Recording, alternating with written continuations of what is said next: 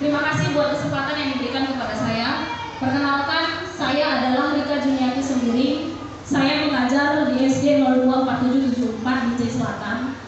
Nah, adapun di sini saya ingin mengimbaskan tentang modul 1.4 dari program calon guru penggerak angkatan 11, di mana isinya itu adalah mengenai budaya positif.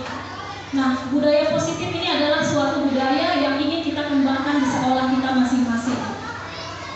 Nah, ada beberapa pertanyaan pemantik nih Bu, sebelum kita melanjutkan kepada topik yang akan kita bahas. Yang pertama, apakah Bapak dan Ibu setuju dengan pernyataan ini yang menyatakan yang pertama bahwa hukuman dapat mendisiplinkan anak? Nah, kira-kira kita semua setuju gak kalau hukuman itu mendisiplinkan anak?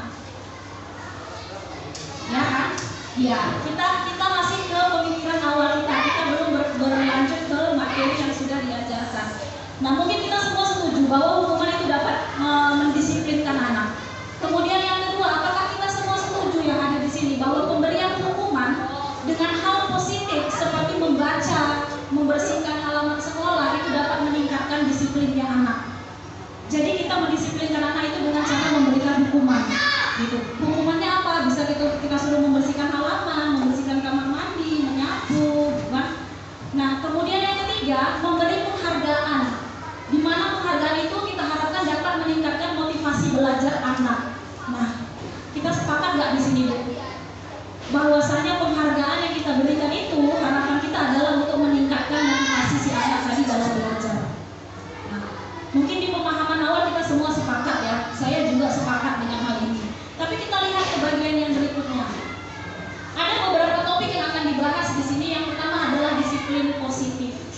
Disiplin positif dan nilai-nilai kebajikan universal. Kemudian yang kedua, teori motivasi, hukuman dan penghargaan restitusi. Dan yang ketiga, mungkin sekarang sudah mulai familiar ya Bu ya, keyakinan kelas.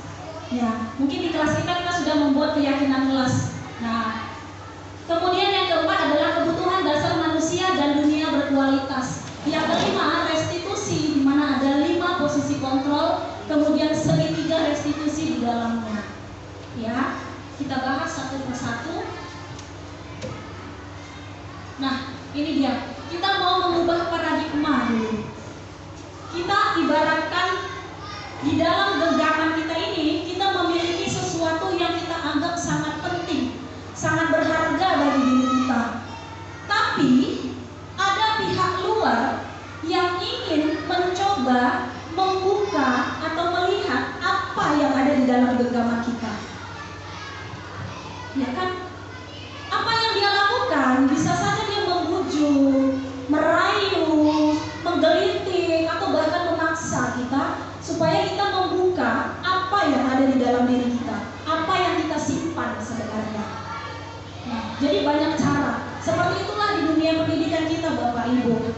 Ya kan? Ada banyak cara yang bisa kita lakukan. Untuk apa? Untuk memunculkan karakter positif yang ada di dalam diri anak. Kalau mungkin di zaman dulu kita masih menggunakan kekerasan. Nanti di sini kita akan membahas bagaimana hal yang seharusnya kita lakukan. Nah, kita sama-sama belajar di sini. Kita lihat yang kedua, perubahan paradigma teori kontrol. Ilusi seorang guru, di mana guru itu selalu menganggap bahwasanya dia bisa mengontrol muridnya. Ya kan? Kita merasa kita adalah pamong yang paling hebat. Kita pemimpin di dalam kelas. Kita bisa mengontrol mereka jadi apa, seperti apa. Nah, kemudian ilusi bahwa kritik itu akan membuat orang merasa bersalah. Kita akan mengkritik orang lain dengan harapan dia akan merasa bersalah, kemudian dia akan merubah yang ada di dalam dirinya. Yang berikutnya, ilusi bahwa semua penguatan positif efektif dan bermanfaat. Yang terakhir, ilusi bahwa orang dewasa memiliki hak untuk memaksa. Nah, di dalam kelas kita adalah sosok orang dewasa bagi anak-anak.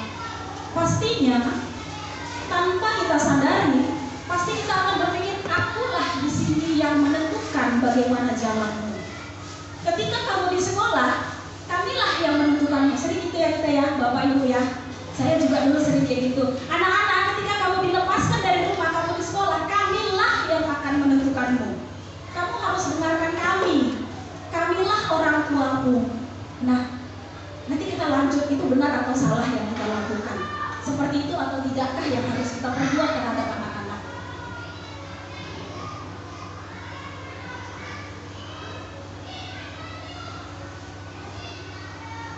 Oke, kemudian yang berikutnya, kita akan memasuki yang namanya disiplin. Nah, berdasarkan pembelajaran yang saya terima, menurut filosofi Ki Hajar Dewantara, bahwasanya yang namanya pendidikan itu adalah menuntun. Menuntun seorang anak, seorang peserta didik supaya dia mencapai kehidupan yang merdeka. Dia sukses di alam dan di akhirat. Ada banyak faktor yang menentukan kesuksesan si anak. Ada faktor zaman katanya. Nah, di sini kalau dulu kita ya Bapak Ibu yang mungkin kita berpikir gini, bahwasanya seorang anak itu adalah sebuah kertas putih yang nantinya akan kita tulisin. Ya, saya juga dulu gitu. Saya berpikir bahwa anak itu datang ke sekolah itu adalah sebuah kertas putih. Nah, guru yang akan menulisi di dalam kertas itu. Jadi apa mereka kelak? Nah, tapi ternyata Ki Hajar Dewantara bilang begini, bukan kita yang menentukan. Anak itu adalah sebuah kertas putih yang sudah memiliki garis di dalamnya. Jadi kertas itu sudah berisi garis-garis. Nah, tugas kita sebagai guru apa? Kita menebalkan bagian-bagian garis itu. Tebal tipisnya sebuah garis itu kita yang menuntun. Jadi kita tidak menuntut anak-anak, tapi kita menuntun. Sisi positif dari anak itu akan kita tebalkan garis hidupnya. Sementara sisi yang negatif itu akan kita hilangkan. Nah, jadi gini Bapak Ibu, setiap anak itu sudah memiliki karakter di dalam dirinya. Kita tidak bisa menghilangkan atau bahkan merubah karakter itu. Yang bisa kita lakukan apa? Kita membimbingnya, kita menuntunnya. Nah, kalau karakter yang muncul itu adalah karakter yang adalah teori motivasi, hubungan, penghargaan, dan restitusi. Ya, teori motivasi perilaku manusia seperti yang saya sebutkan tadi. Ada dua motivasi yang mempengaruhi diri seseorang. Yang pertama adalah motivasi eksternal atau motivasi yang berasal dari luar. Contohnya bagaimana? Dia akan melakukan sesuatu untuk menghindari rasa tidak nyamanannya. Artinya bagaimana? Apa yang akan terjadi apabila saya tidak melakukannya? Contohnya gini Bu, kita kasih PR sama anak-anak. Anak-anak mengerjakan, kerjakan. Tapi apa alasan dia mengerjakan itu? Dia mengerjakan itu bukan karena dia mau mengerjakan, enggak. Cuma karena alasan, kalau nanti nggak aku kerjakan, besok aku kena setrap. Ya kan? Aku kerjakan PR-mu ini, nanti kalau kamu kerjakan, aku dimarahin. Habis aku diomelin ibu dari pagi sampai pulang. Ya kan? Jadi dia mengerjakan itu dengan rasa terpaksa. Dikerjakan, tapi gak ada ilmu yang masuk di dalam dirinya. Karena apa? Terpaksa. Nah, kemudian motivasi eksternal yang lain apa? Dia melakukan sesuatu itu karena ingin mendapatkan penghargaan. Kalau aku kerjakan PR-ku, pasti nanti aku dibikin ibu ranking 1. Kalau aku kerjakan PR-ku, pasti aku dipuji ibu di kelas. Nah, motivasi yang salah. Kalau cepat aku siap, pasti ibu itu senang nengok aku. Pasti aku jadi murid kesayangan. Nah, motivasi yang salah ya Bu ya. Nah, kemudian yang ketiga apa? Dia melakukan sesuatu untuk menghargai dirinya sendiri. Aku mau mengerjakan PR ini. Kenapa? Karena aku merasa PR ini penting bagiku. Ini adalah ilmu pengetahuanku. Ini penting untuk masa depanku. Jadi dia mengerjakannya nggak karena terpaksa. Nah, jadi saya juga sering itu ya Bu ya. Kalau di rumah anak saya itu dari kelas 1 sampai kelas 2 lah saya bilang kemarin ya. Nggak pernah dia saya paksa buka PR kerjakan. Itu udah pernah saya coba membal. Ya kan? Yang ada dia berjamaah gitu wajahnya ya kan. Jadinya saya emosi. Terakhir yang saya lakukan apa? Saya biarin. Mungkin kemarin dia kena hukum sama gurunya mungkin kan. Alhasil gimana? Ketika dia pulang, dia buka bukunya sendiri, saya tak usah tanya, dia mengerjakan sendiri. Dan dia mengerjakan dengan senang hati. Malah ketika saya suruh tidur, dia nggak mau. PR ujian. Kemudian satu lagi, dia dikasih PR menggambar, hanya satu gambar robot Ultraman yang dia gambar 3. Saya bilang, kan disuruh gurunya berapa? 1, tapi aku mau gambar 3, aku suka. Oh ya udah. Nah, berarti motivasinya itu muncul dari dirinya sendiri. Nah, yang mau kita kembangkan saat ini adalah motivasi internal, tujuan disiplin positif. Nah, ini dia yang berikutnya adalah keyakinan kelas. Mungkin ibu-ibu di sini semua sudah punya keyakinan kelas, ya kan? Contoh keyakinan kelas. Mengapa kita memiliki peraturan harus menggunakan helm bila mengendarai kendaraan roda 2? Nah, mengapa tidak peraturan saja yang dibuat? Mengapa harus keyakinan kelas? Nah, berbeda dia bahasanya yang punya peraturan dengan keyakinan. Nah, ini dia. Kalau dia peraturan kelas, kita ubah bahasanya. Supaya apa? Supaya mereka tidak merasa terpaksa melakukannya. Nah, keyakinan kelas itu adalah sama sebenarnya, hampir sama dia, peraturan juga. Tapi bahasanya kita ubah. Misalnya gini, membuang sampah pada tempatnya. Harus membuang sampah pada tempatnya. Nah, kita ganti bahasanya. Lebih halus istilahnya, lebih bersifat positif. Jadi terkadang anak-anak itu ketika kita beri larangan, dia akan membangkang. Tapi ketika kita menyampaikan dengan bahasa yang lain, padahal itu juga tujuannya, kan gitu ya. Tapi dia lebih mau. Nah, kemudian dari keyakinan kelas akan menciptakan lingkungan yang positif. Dari lingkungan positif akan terbentuklah sebuah budaya yang positif. Kegiatan yang namanya membuang sampah itu tidak lagi harus dibilang sama anak. Tapi dengan dia melihat sampah yang berserak, secara otomatis dia akan mengambil dan menaruhnya di tempat sampah. Nah, itu yang kita harapkan dari sini. Nah, di sini ada contoh yang mana yang merupakan keyakinan kelas? Coba menurut ibu, yang mana yang merupakan keyakinan kelas, yang mana yang merupakan kesepakatan kelas? Saya kasih tahu kata kuncinya.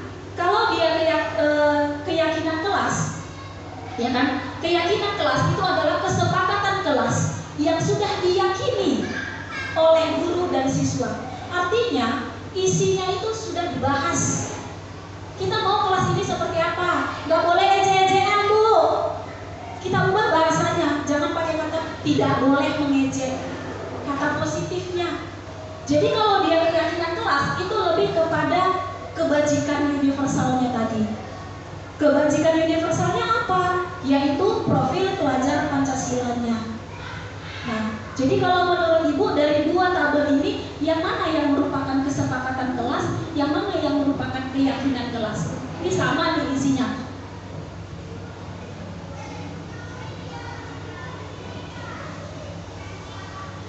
Kalau dia yang keyakinan kelas, itu dia lebih kepada kebajikan universal, nilai-nilai profil pelajar Pancasila.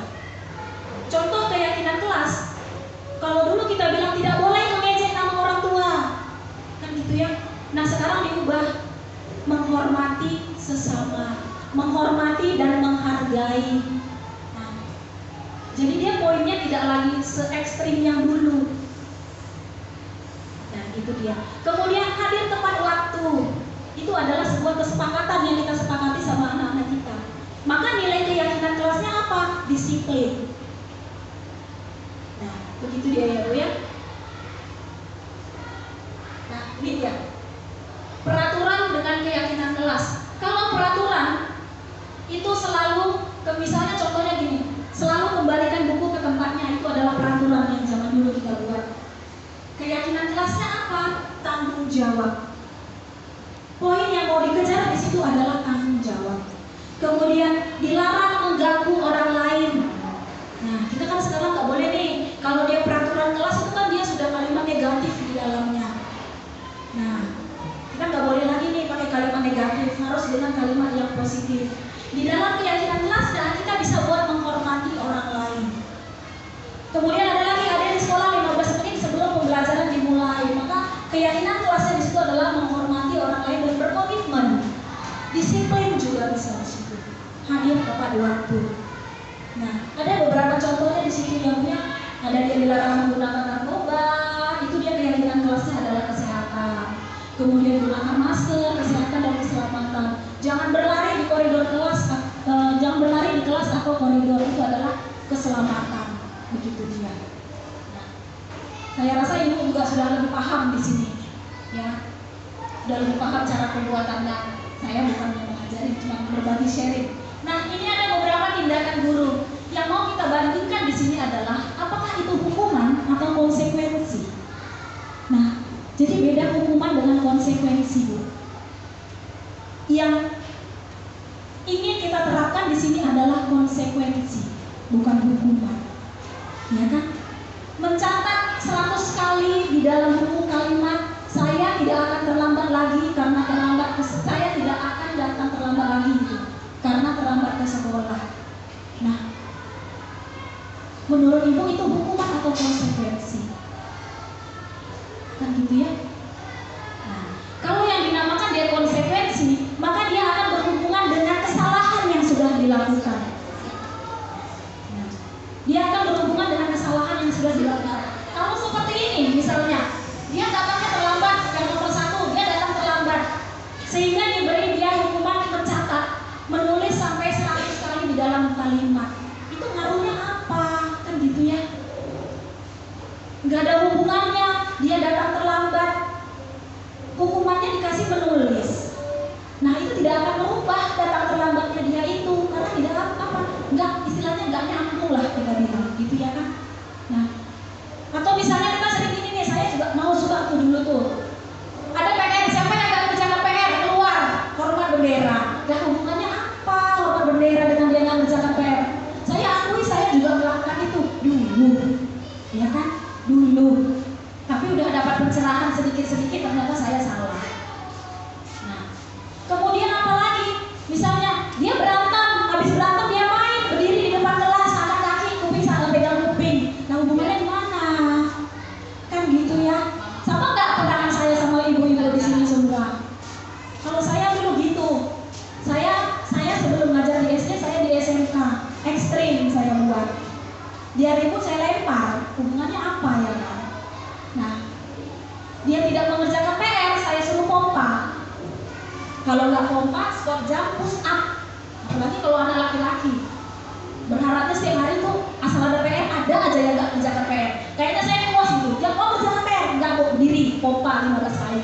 Minggu ini 15 kali, minggu depan 50 kali, pokoknya begitu seterusnya. Nah, ternyata itu tidak merubah dia. Apalagi kalau pas kita dapat anak yang memang suka olahraga, kok kerjakan PR, nggak mau pompa 15 kali, 20 apa Bu? Senang dia, yang stres kita ya kan, kok nambah 20 ya Bu? Tanggung Bu, ya kan?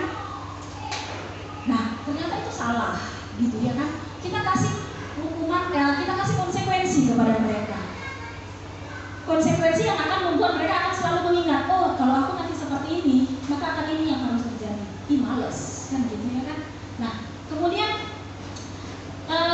lari mengelilingi lapangan. Nah, ini saya pernah melakukan ini. Kemudian sampai yang nomor 3 saya pernah. Kemudian mengganti kertas tugas teman yang telah dicoret-coret. Nah, ini adalah konsekuensi namanya. Kertas dia yang kita coret-coret, gantinya apa? Kertasnya juga diganti. Kalau bukunya kita tulis, kita sobek-sobek, maka konsekuensinya apa? Kita ganti buku yang kita sobek tadi. Nah, jadi sejalan dia. Kesalahan yang dia lakukan sejalan dengan konsekuensi yang harus dia tanggung. Jadi misalnya gini, ini anak-anak suka resen ya, apalagi kalau buka sepatu ya kan, sepatu kawannya diambil, dirondokkan, rupanya dia lupa udah merondokkan kemana. Si A merondokkan, datang si B, lebih kasar lagi dibawa kan kemana-mana, berarti hilang lah sepatu tadi. Nah, apa yang kita kasih sama dia? Konsekuensi. Konsekuensinya bagaimana? Kita suruh dia mengganti sepatu yang hilang tadi. Mungkin bukan dia yang mengganti, tapi keluarganya yang harus mengganti. Nah, itulah konsekuensinya. Bukan lantas dia kita marahi, kita pukul-pukuli, kita libas, enggak.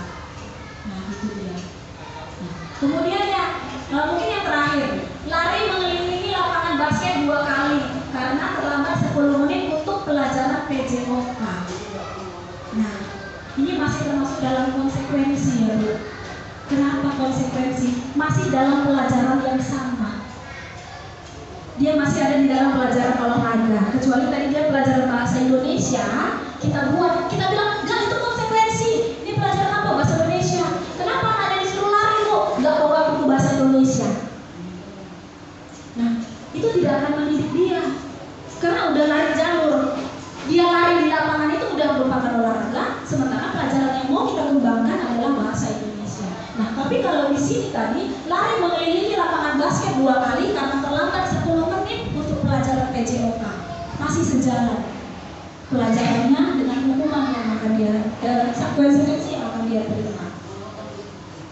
Nah, ini dia perbedaan hukuman dengan konsekuensi. Kalau hukuman itu sesuatu yang menyakitkan dan harus terjadi. Kalau dia konsekuensi itu memang harus terjadi, tapi tidak menyakitkan. Contohnya tadi saya bilang, kalau dia menulisin, menyoretin atau menyobek buku kawannya, dia harus ganti. Harus terjadi, dia harus mengganti. Nah, tapi dia tidak menyakitkan.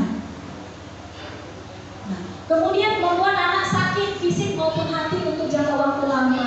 Kita hukum dia, kita maki-maki dia, kita marah-marahi dia. Ya kan? Yang muncul apa? Malah dia makin melawan. Enak kali ibu marah-marahin aku, mama aku aja gak pernah marah-marahin aku. Gimana coba? Ya kan? Nanti cuma dipukul sini. Kebilang ibu sama bapakku ya, bapakku gak pernah mukul aku. Bapakku aja dia mau lakukan sangat kotor. Ayo, kayak mana kita? Ya kan? Ajak guru kasus. Ya kan? Masuk sosial media, hati-hati. Kan gitu. Nah, itu tidak dibenarkan. Kemudian kalau dia konsekuensi biasanya membuat anak merasa tidak nyaman dalam jangka waktu pendek. Hanya sesaat. Kenapa? Karena dari konsekuensi itu nanti kita kasih penjelasan lagi ke dia. Nah, kamu tadi sudah mengoyakkan buku temanmu. Konsekuensinya kamu harus ganti. Kok ganti, bola, kok? Kalau kamu tidak menggantinya, maka buku apa yang mau dipakai kawanmu? Kan gitu ya. Jadi dia nulis di mana, bukunya sudah kamu coret-coret semua. Nah, maka si anak akan berpikir ulang. Oh iya juga ya. Gitu ya. Nah, kemudian ada beberapa di sini konsep diri yang buruk, konsep diri yang baik. Anak belajar untuk menyembunyikan kesalahan. Nah, ini yang paling berbahaya. Kalau kita memberikan hukuman, maka anak secara nalurinya dia akan mulai menyembunyikan kesalahannya. Sering tuh ya Bu ya, berantem ya kan. Iya Bu, dia bingung kita. Saya aja bingung. Saya masuk di SD saya bingung, stres. Dia Bu, saya mau dengar yang mana gitu ya kan. Semua tuduh-tuduhan, semua berbohong. Gak mungkin ada CCTV di setiap sudut sekolah kita. Nah, alhasil kita jadi bingung. Terakhir apa? Dihukum dua-dua. Kalau enggak pun salah. Yang sana tadi mungkin bapaknya polisi, aku minta marahinnya. Yang ini aja dihukum, yang ini yang dikasih hukuman, ya kan?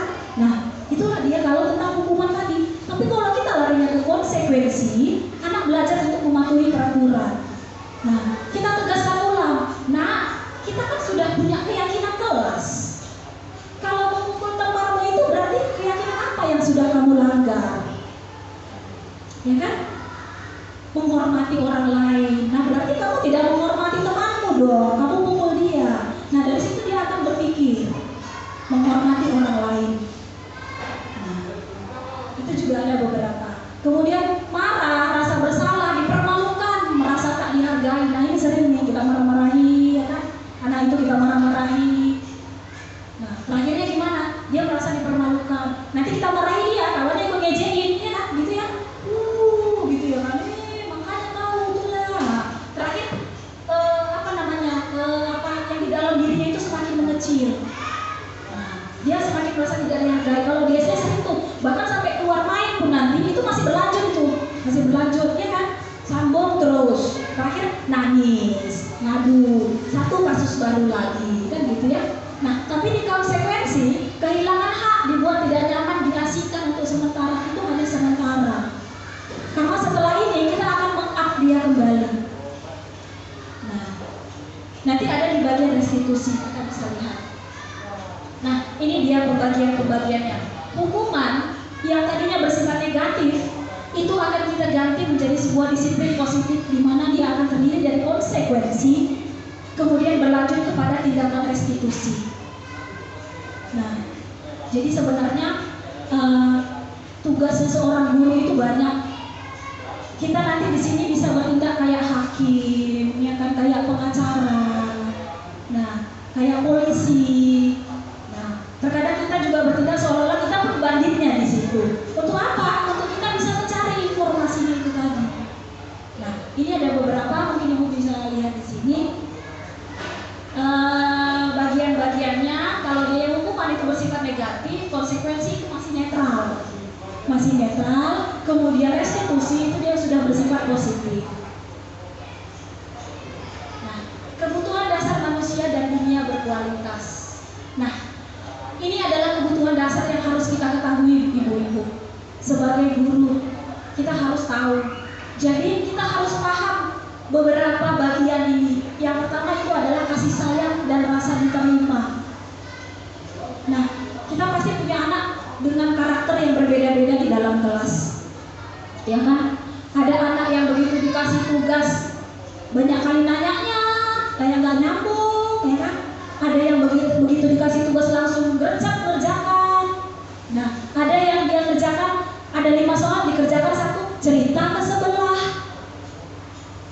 Danu, ya bu, nomor 2 dikerjakan, lari lagi ke belakang alasan pinjam tipek, pinjam pulpen segala macam. Ya kan? Nah, ini semua adalah kebutuhan dasar yang dimiliki oleh manusia. Rasa kasih sayang dan rasa diterima. Nah, pasti setiap anak punya. Ada gitu kan anak ya kan, kita harus lemah lembut ngomong sama dia, ya kan?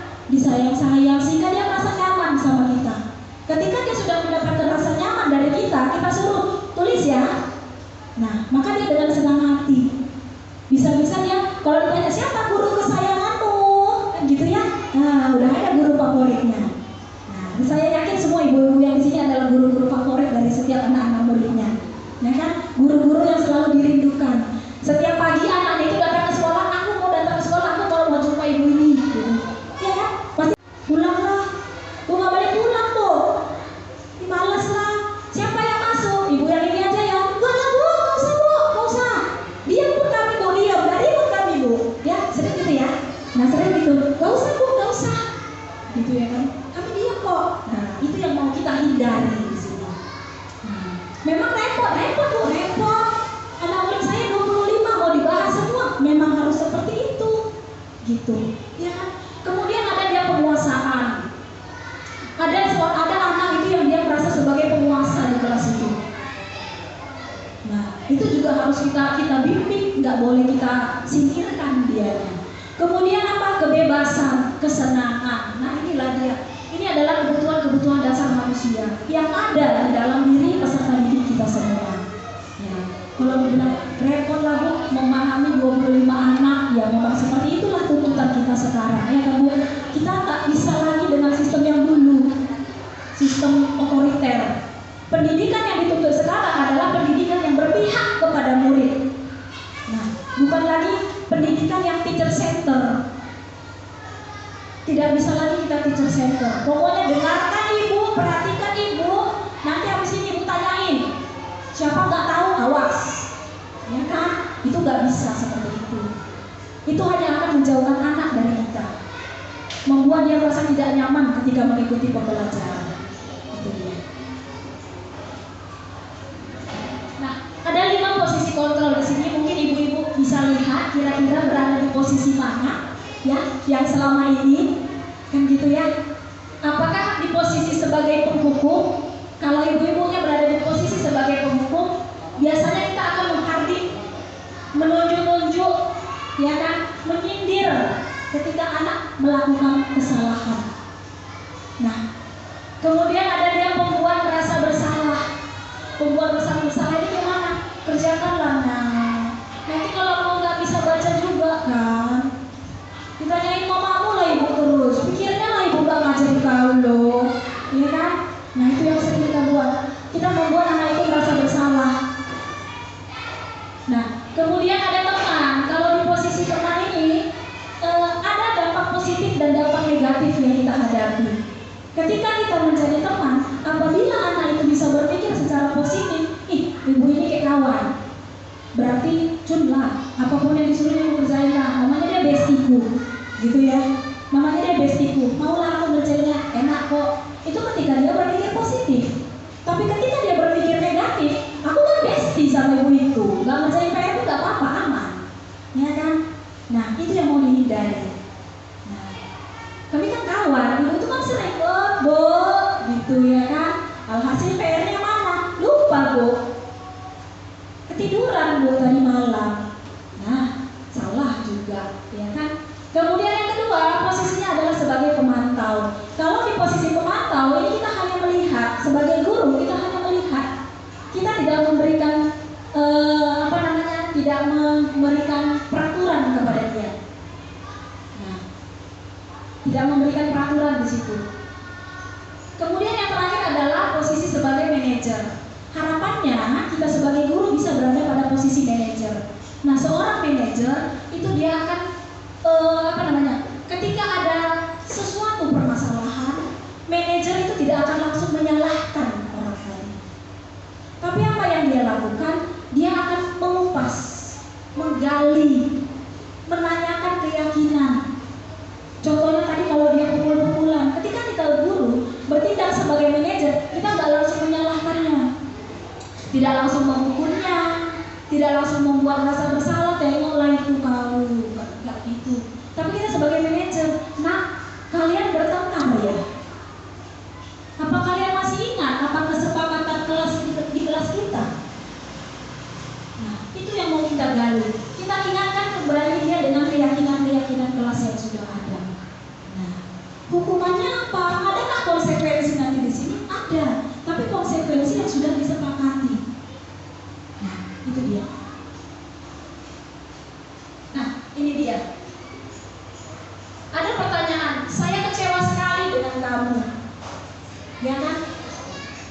Siapa yang mengatakan itu adalah sebuah pembuat rasa bersalah, membuat orang merasa bersalah. Saya kecewa, seolah-olah kekecewaannya itu gara-gara dia, gara-gara kita, gitu ya kan? Nah, kamu tidak pernah benar melakukannya, itu menghukum. Kita menyela dia, kau nggak pernah benar. Nah, itu juga akan merusak mentalnya. Seolah-olah setiap apapun yang dilakukan dia salah aja di depan gurunya. Kemudian ayolah lakukan demi ibu dan bapak. Ini ketika kita berada di posisi teman, kita mengajaknya. Nah, kita mengajaknya untuk melakukan apa yang kita perintahkan. Kemudian apakah kamu mau mendapatkan stiker bintang hari ini? Itu sebagai pemantau. Tidak ada peraturan, tidak ada konsekuensi di dalamnya. Kita hanya melihat, memantau. Bagaimana kamu bisa menyelesaikan masalah ini? Itu adalah sebagai manajer. Dia yang melakukan kesalahan, tapi kita kembalikan kepada dia. Kamu sadar gak apa yang sudah kamu lakukan? Kamu sadar gak sekarang kamu di dalam masalah jadinya? Nah, kamu masih ingat gak keyakinan kelas yang sudah kita buat? Ingat bu, kalau dia bilang. Nah, kalau begitu, kalau kamu ingat, berarti apa yang harus kamu lakukan? Semua kita kembalikan kepada si anak. Semua kita kembalikan kepada si anak. Jadi kalaupun seandainya ada konsekuensi yang harus dia tanggung, itu dia yang sudah tahu konsekuensinya. Bukan kita yang membuat lagi. Nah, kita hanya menuntut alurnya, skenario-nya. Itulah saya bilang ya. Kita hanya menuntut skenario-nya, tapi dia yang berisi di dalamnya. Nah, itu dia. Kalau kamu sadar kamu sudah melakukan kesalahan, menurut kamu memukul temanmu itu salah nggak? Salah, Bu. Nah, apa di kelas kita itu diperbolehkan? Enggak, Bu. Apa di keyakinan kelas kita kemarin itu sudah ada nggak kita bahas? Ada, Bu. Masih ingat? Ingat. Nah, kalau begitu, ketika kamu sudah melakukan pemukulan terhadap kawanmu, keyakinan kelas apa yang kamu langgar? Tidak menghormati teman, Bu. Kan gitu. Nah, kalau begitu apa yang harus kamu lakukan? Meminta maaf.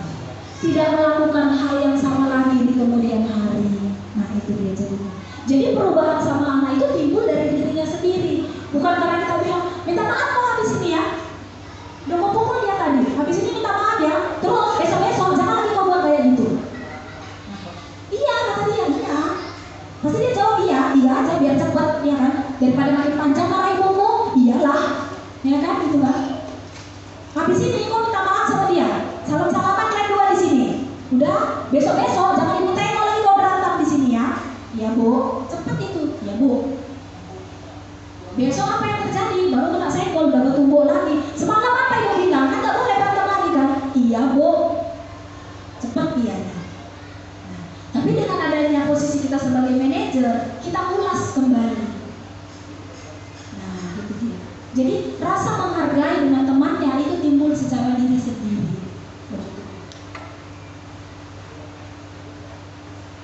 Nah, ini adalah yang terakhir, adalah restitusi. Restitusi adalah proses menciptakan kondisi bagi murid untuk memperbaiki kesalahan mereka. Nah, jadi kita menuntunnya di situ. Kondisi bagi murid untuk memperbaiki kesalahan mereka sehingga mereka bisa kembali pada kelompok mereka dengan karakter yang lebih kuat. Nah, jadi ketika si anak itu sudah melakukan kesalahan, kita menuntunnya untuk mengulas kembali dan memperbaiki kembali. Jadi ketika dia kembali ke teman-temannya, dia tidak lagi menjadi bahan ejek-ejekan, tidak lagi menjadi bahan olok-olokan. Semalam kita marah ibu, nggak ada cerita yang seperti itu lagi. Nah, itu dia.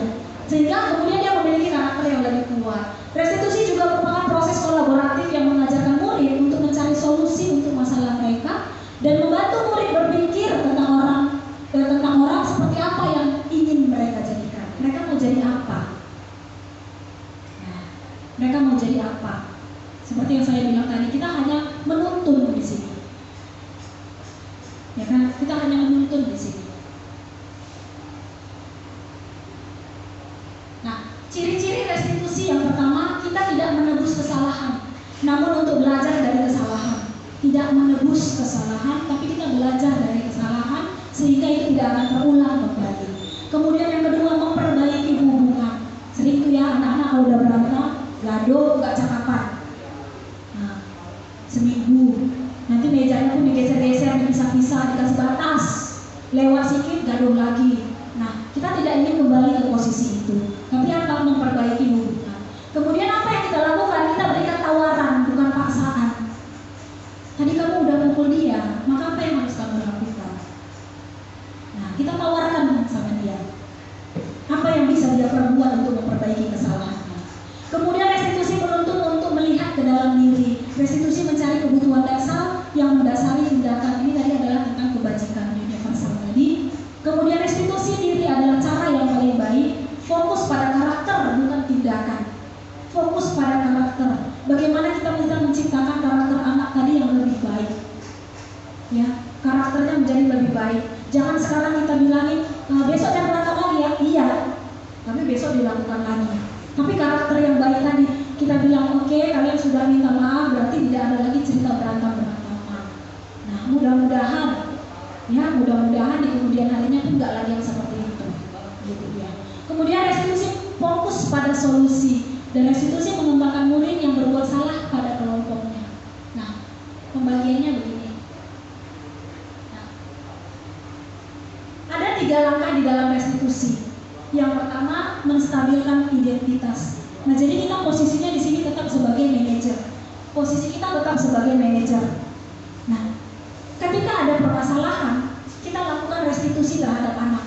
Langkah pertama yaitu menstabilkan identitas. Jadi dalam hal ini kita tidak mencari siapa yang benar, siapa yang salah di sini. Ya, kita tidak menyalahkan si anak, tidak juga membenarkan si anak. Tapi kita mencoba menstabilkan keadaan. Kita mendinginkan suasana. Kita tanya si anak. Udah, ketika dia memberi jawaban, kita beri penenang lah bagi dia. Kalau misalnya dia bilang, mana bukumu, kenapa nggak dibawa? Lupa bu, tadi malam buru-buru. Nah, penguatan yang kita berikan apa? Bukan kita marahin, tapi kita bilang, memang lupa itu adalah sifat manusia. Nah, ya, mungkin muncul dalam hati ibu-ibu, kalau kayak gitu kita bilang, besok-besok dia melunjak. Nah, masih ada sambungannya nanti setelah menstabilkan identitas. Kan gitu ya. Kalau kita berpikir sekali, kita hanya mengambil posisi di menstabilkan identitas. Kalau ada anak yang bilang kayak gitu, tinggal buku bu, tadi malam buru-buru aku tadi pagi jadi tinggal buku, ya kan? Terus kita jawab, ya udahlah nak, memang lupa itu wajar, manusiawi. Dah titik sampai di situ aja, nggak kita sambung ke bagian yang berikutnya ini nanti habislah kita, ya kan? Disitulah kejadiannya murid itu tidak akan pernah mengerjakan apapun yang kita suruh. Nah ini adalah bagian-bagiannya, bagian-bagian yang yang terdapat di dalam menstabilkan identitas. Bapak Ibu tidak tertarik untuk mencari tahu siapa yang benar dan siapa yang salah. Kita harus lanjut ke posisi yang berikutnya. Ketika kita sudah menstabil, kalau ya udah nak, memang wajar sih kalau lupa. Ibu pun sering ya lupa. Nah, kita lanjut ke tahap yang berikutnya. Apa? Kita validasi kebutuhannya. Validasi kebutuhannya itu apa? Ini akan membantu siswa mengenali basic need kebutuhan, ya kan? Nah, ketika dia lupa katanya, kita boleh bilang, ya udah nggak apa-apa, itu memang manusiawi. Kita masuk ke tahap berikutnya. Nah, kamu bisa saja kan melakukan hal-hal yang buruk, itu ada. Kamu pasti punya alasan. Nah, kita tanya. Tadi di tahap awal, iya sih nak, manusiawi lah lupa. Ibu pun sering sih lupa. Nah, kita masuk ke tahap restitusi yang berikutnya. Apa yang kita tanyakan balik sama dia? Alasanmu apa? Kenapa bisa nggak bawa bukunya tadi? Lupa Bu. Buru-buru Bu. Ya, ketika di situ kita tanya lagi dia. Kalau belajar itu bagimu penting nggak bawa buku? Nah, dari situ dia akan berpikir, aku sekolah, aku belajar, tapi aku nggak bawa buku. Jadi apa yang mau kulakukan di dalam kelas? Kan gitu kan? Kita ajak dia untuk berpikir dan berpikir. Gitu. Jangan langsung kita kasih poinnya, selesai. Gitu. Nah, kemudian yang terakhir adalah menanyakan keyakinan kelas. Ketika dia nggak bawa buku tadi, kasus dia tidak membawa buku tadi, kita balikkan ke keyakinan kelas yang sudah kita buat. Kamu masih ingat nggak keyakinan kelas yang sudah kita buat? Nah, kalau dia jawab ingat Bu, apa? Kalau nggak bawa buku itu apa konsekuensinya? Kan gitu ya? Nah, bisa jadi konsekuensinya kita buat dia harus tinggal lebih lama di dalam kelas. Nah, itu dia. Konsekuensinya, Bu, aku nggak bawa buku, berarti konsekuensinya apa? Berarti kamu harus tinggal dulu di dalam kelas sekitar 5 menit untuk kamu bisa membaca materi yang sudah kita bahas tadi. Karena kawan-kawanmu kan udah langsung baca di bukunya. Nah, kamu kan nggak punya tuh. Kamu cuma dengar-dengaran dari apa yang dibaca temanmu tadi kan? Kan gitu ya?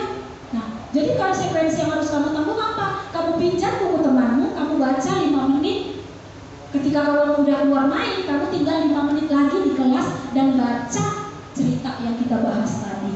Nah, gitu dia. Nah, kemudian apa yang kamu rasakan? Ketika kamu melakukan itu, kamu menjadi orang yang seperti apa? Kan bisa ditanya dia. Kamu gak bawa buku. Ketika kita belajar, kamu gak bawa buku, gimana perasaanmu di kelas? Ya kan? Pasti dia mau main-main aja tuh, mau ganggu-gangguin orang aja tuh. Karena dia gak punya buku, apa yang mau dia lihat? Nah, itu dia.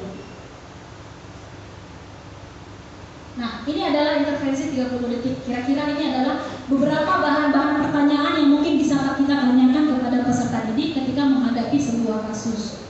Nah, ini ya, Ibu bisa lihat di sini.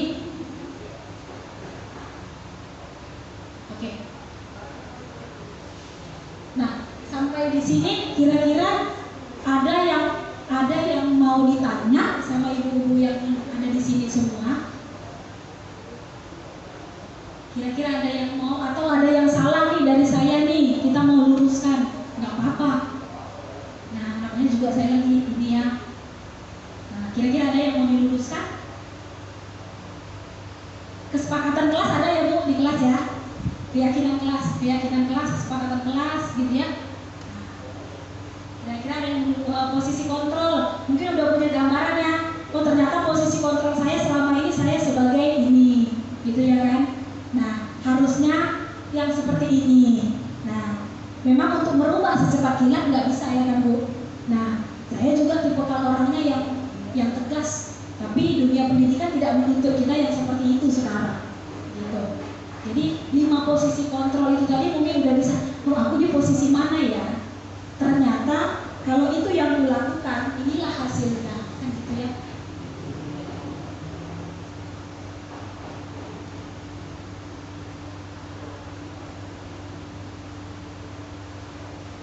Ini dia, ya kan? Kita bisa lihat di sini posisi kontrol. Sulit memang untuk menjadi seorang manajer, sulit. Nah, tapi itu yang harus memang dilakukan. Nah, ya kan? Namanya kita ngajar, murid banyak Bu, nanti materi nggak terkejar. kejar, ya udahlah pakai posisi penghukum aja, nggak ngerjakan PR, hukum, selesai. Ya kan, repot lah bu, nggak sempat lah bu, jadi pemantau, nengok, banyak lagi kerjaan. Modul pun belum siap, iya nggak? Ya kan, mana kurikulum udah mau minta, modul lagi katanya, kan gitu, sama saya juga. Nah, tapi perlahan ya bu ya, perlahan kita coba, kita memposisikan diri kita sebagai manajer di sini. Nah, paling enak memang paling sedap penghukum, sedap kali itu, puas gitu ya. Tapi itu yang harus dihindari, harus kita hindari. Penguat merasa bersalah juga harus kita hindari. Supaya apa? Tidak ada bayang-bayang anak di zaman dia berapa tahun kemudian, kalau dia jumpa lagi kawan, siapa lah guru yang kau ingat? Ibu yang ini. Kenapa? Iya, pernah aku nangis dibuatnya loh, katanya. Yang itu yang diingatnya ya kan? Pernah aku nangis dibuatnya hari itu loh, katanya gitu. Gak tahu aku kerjakan ini kali-kali, nangis aku dibuat ibu itu. Memang jadinya dia hafal kali-kali, tapi udah merasa bersalah sendiri dia jadinya. Atau enggak ketika anak-anak ribut, kita stres, kok kayak gini lah, capek ibu ngajarin kalian loh, satu pun kalian gak ngerti. Nah, nanti yang diingatnya beberapa tahun kemudian dia cerita sama kamu, ibu yang ini hari itu loh wes, kasihan kali dia kan wes, nangis dia kita buat, gak mau kita dengarkan apa yang dibilangnya. Ya kan, itu memori yang tersimpan di diri dia jadinya. Berhasil aku membuat ibuku nangis karena aku tidak mau mendengarkan apa yang dia ucapkan, gitu ya kan? Nah itu yang mau kita hindari. Nah tapi kita akan berusaha untuk menjadi manajer di sini sehingga gambaran kira-kira 10-15 tahun yang akan datang ketika murid itu bercerita, siapa guru yang paling kau ingat? Ibu ini. Kenapa? Iya itu aku berangkat tapi dia gak marah loh. Nah, kupikir aku mau diajar ibu itu kemarin itu, apalagi gurunya guru olahraga. Kupikir aku mau diajar, banyak kok dimarahin gue, aku diginiin, suka aku nengok ibu itu. Nah, itu yang kita harapkan dari ibu. Dah. Azam, ibu tadi dengar laporan dari teman kamu Ocha bahwa kamu telah mengganggu Ocha dan Balkis yang sedang membaca buku di kelas. Iya bu, tadi dia mengganggu kami membaca dan merampas buku Balkis bu. Iya. Jadi benar yang dikatakan Ocha ya, bahwa kamu merampas buku Balkis dan membawanya lari dengan jajanan es yang ada di tanganmu. Benar bu, tapi apa? saya tidak bermaksud membasmi buku Balkis, saya hanya bercanda. Iya, ibu paham. Setiap orang membutuhkan bercanda untuk menyenangkan diri. Begitu bukan? Dan ibu juga lihat beberapa hari ini kamu memang suka mengganggu temanmu, bercanda dengan temanmu. Nah sekarang apa kamu tahu bahwa sekarang kamu itu ada dalam masalah? Nah sekarang mari kita ingat keyakinan kelas kita yang sudah kita sepakati. Apakah dengan bercanda, merampas dan membasahi buku teman itu termasuk dalam tindakan menghormati orang lain? Kalau begitu, apa kamu mau memperbaiki kesalahannya? Balkis, apa yang harus Azam lakukan untuk memperbaiki kesalahannya sama kamu? Baru beli bukunya. Nah, apa ada yang lain? Ada lagi, itu aja cukup ya. Nah, Azam, kira-kira bagaimana ya caranya Azam untuk memperbaiki bukunya Balkis? Saya akan menjemput buku Balkis dan membeli sampul plastik untuk menyampulnya. Oke, baguslah kalau begitu. Sekarang kamu keringkan bukunya Balkis, kemudian kamu bisa ambil sampul plastik di kantor karena kebetulan ibu punya, jadi kamu tidak harus membeli sampul plastiknya. Baik bu, terima kasih. Maaf ya Ocha dan Balkis. Dah bu. Oke? Kalau tidak ada pertanyaan, mungkin saya meminta sedikit refleksi dari ibu-ibu yang di sini untuk mengakhiri sesi ini. Ya, refleksi hal baru apa yang mengubah paradigma saya yang saya dapatkan pada sesi ini. Kemudian perasaan apa yang muncul selama mengikuti sesi ini, khususnya mengenai makna disiplin dan motivasi intrinsik. Peran Among, peran Among seperti apakah yang telah saya lakukan selama ini, dan saya akan menjadi Among yang seperti apakah setelah mengikuti sesi ini. Nah mungkin saya bisa minta refleksi refleksi dari satu atau dua ibu yang ada di sini terkait materi yang ada hari ini. Bebas, siapa aja bisa. Refleksinya seputar pertanyaan yang ada di sini. Boleh, Bu?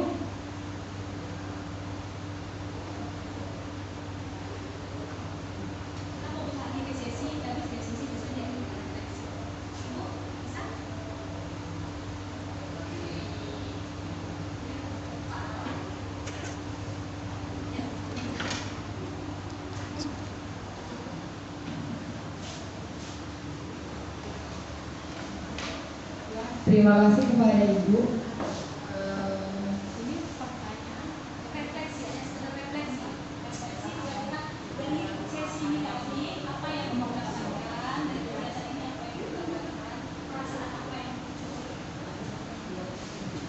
Terima kasih kepada Ibu atas presentasi yang telah Ibu sampaikan. Di sini saya mendapatkan hal baru, yaitu tentang bagaimana cara membuat anak itu dapat disiplin. Yang tadi Ibu katakan, seperti Ibu katakan tadi, disiplin itu tidak hanya mendapat hukuman, tapi tadi beberapa dari pembelajaran, bagaimana cara dia melakukannya gitu, Bu. Jadi itu saja sih, Bu, yang saya tangkap. Yang nomor dua, perasaan apa yang muncul selama mengikuti sesi ini, khususnya mengenal makna disiplin dan motivasi. Perasaan saya senang karena mendapatkan ilmu baru yang tadinya tidak menjadi tahu ya, Bu, bagi kami seorang guru. Yang ketiga, peran amal seperti apakah yang saya telah lakukan.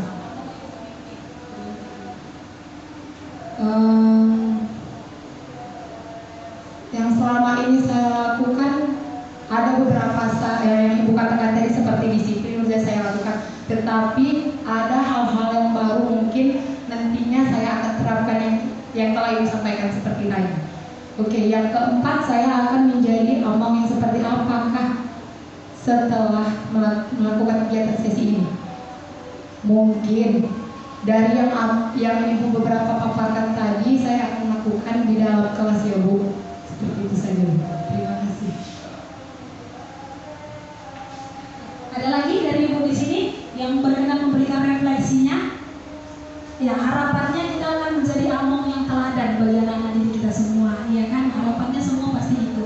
Nah, jadi among itu adalah seorang pemimpin. Jadi dari pembelajaran ini harapannya, ya kan? Among pemimpin yang selama ini kita jalankan, kalau itu memang sudah benar, ya tidak ada salahnya kita lanjutkan. Seperti itu ya, Bu. Bagaimanapun situasi dan kondisinya itu kita kembalikan ke kelas kita masing-masing. Nah, ada lagi Ibu? Satu orang lagi, boleh? Ibu yang paling belakang? Boleh mungkin memberikan refleksinya bagi saya? Ibu, guru ini ada guru olahraga kan? Oh iya, ini guru kelas. Boleh Ibu? Kasih saya satu aja, gitu? Biar kita tutup sesinya. Lagi Mak.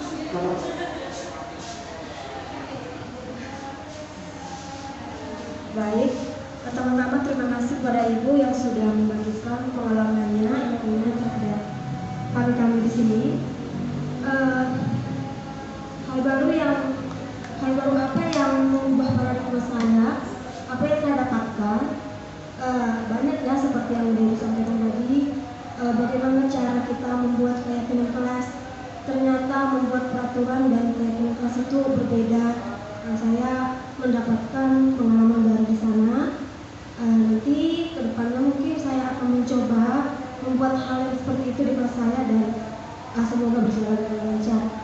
Perasaan saya yang muncul saat mengikuti sesi ini, saya cukup mendapatkan banyak hal ya, terutama mengenai makna disiplin dan motivasi intrinsik. Tadi kalau saya tidak salah dengar, itu motivasi intrinsik itu memang baiknya itu muncul sendiri dari dalam murid, dari dalam diri murid, supaya anak-anak itu merasa senang, tertuntun dari dalam dirinya untuk berbuat atau melakukan tindakan yang positif.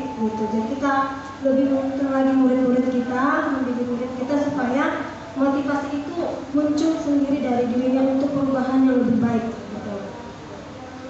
Selama ini sebagai seorang pembimbing atau among, saya akui memang saya banyak sekali kekurangannya ya, terutama saya juga mengajari kelas bawah, jadi saya gampang sekali marah sebenarnya atau memberikan hukuman, itu saya akui. Tapi melalui sesi ini saya sadar keterbatasan saya, mungkin kedepannya saya akan lebih berlatih lagi untuk benar-benar memahami apa yang harus saya lakukan untuk bisa melihat kebutuhan seperti apa yang harus saya berikan kepada anak-anak supaya mereka bisa untuk melakukan tugas mereka dengan baik, sehingga saya tidak perlu menghukum mereka begitu atau marah-marah kepada mereka gitu. Terima kasih. Baik, terima kasih. Kita akhiri sesi ini dengan sebuah refleksi yang cukup baik dari ibu semuanya. Artinya di sini kita semua sama-sama ingin berubah, gitu ya Bu ya.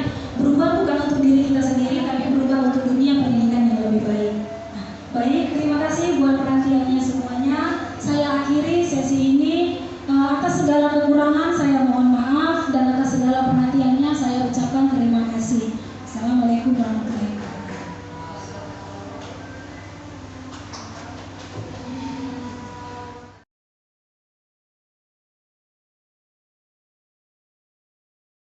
Bahas tentang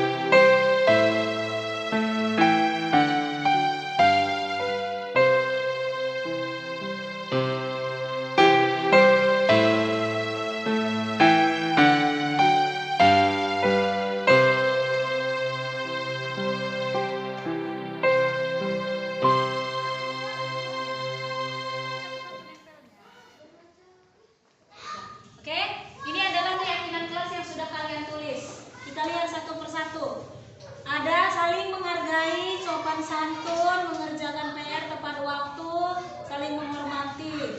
Kemudian dulu apa ini? Namain nama orang tua, sopan santun. Ini sopan santun, menjaga kebersihan, jangan bullying. Kemudian apa lagi nih? Menjadi anak yang baik dan bisa mencapai cita-cita. Saya ingin menjadi anak yang sukses. Tidak boleh ejek-ejek atau bullying. Ini apa ini?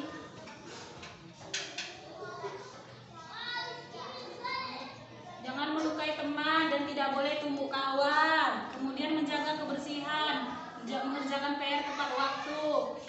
Ini lagi ada, jangan mengejek orang tua, menjaga kebersihan, jangan saling tumbuk-tumbukan, selalu akrab dan tidak ada kegaduhan, harus saling menghormati, harus datang tepat waktu. Nah ini dia, saling apa nih, berteman baik, tidak boleh mengejek. Kemudian saya dulu sering bilang bapak, jadi nah ini dia keyakinan kelasnya ya. Nah sekarang kita susun dia, kita ambil beberapa keyakinan kelas, ya kan?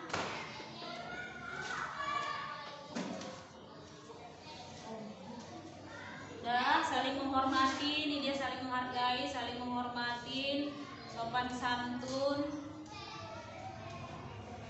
Nah, sopan santun, menjaga kebersihan,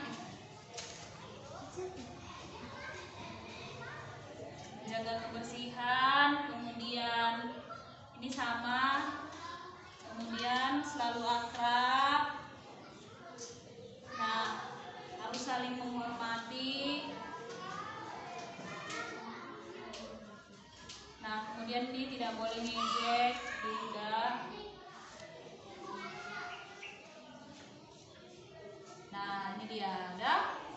Nah, jadi inilah dia beberapa keyakinan kelas yang nantinya akan kita gunakan. Ini yang udah kita gabungkan karena sama-sama bahasanya, jadi digabungkan yang di situ yang lebih rapi, ya. Nah, ini adalah beberapa keyakinan kelas yang akan kita terapkan di dalam kelas kita dan harus diyakini dan dilaksanakan. Ya, jadi kita sudah semua sepakat ya, saling menghargai, berarti di kelas ini semua harus saling menghargai. Kemudian sopan santun, kemudian tidak ada bullying, ya kan? Nah, saling mengasihi, kemudian rajin ke sekolah. Kalau rajin ke sekolah berarti dia disiplin ya, disiplin dan berkomitmen. Rajin datang ke sekolah dan tidak terlambat, itu dia berkomitmen. Ini akrab sama temannya, kemudian saling menghormati, menjaga kebersihan, ya kan? Kemudian menjaga lingkungan kebersihan. Nah, itu dia kesepakatan kelas kita. Nah, sebagai akhirnya nanti, karena kita sudah membuat kesepakatan kelas, maka kita buat perjanjiannya. Kita buat tanda tangannya bahwasanya kita sudah sepakat inilah yang akan menjadi kesepakatan kelas kita. Ya, kita buat tanda tangannya.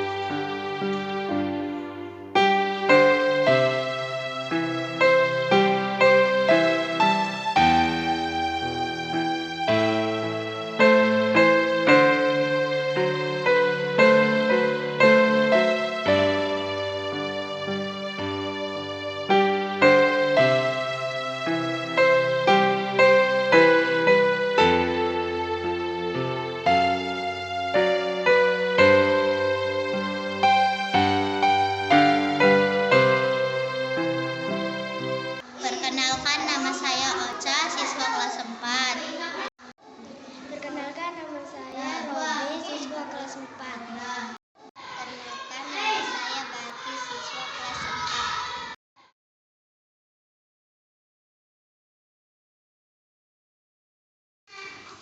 Perasaan saya senang dan bahagia. Perasaan saya senang. Perasaan saya bahagia.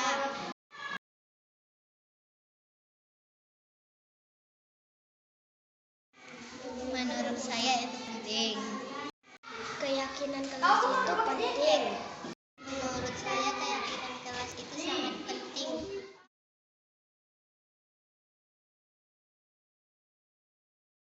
Karena dengan keyakinan kelas, kita semakin baik dan semakin disiplin.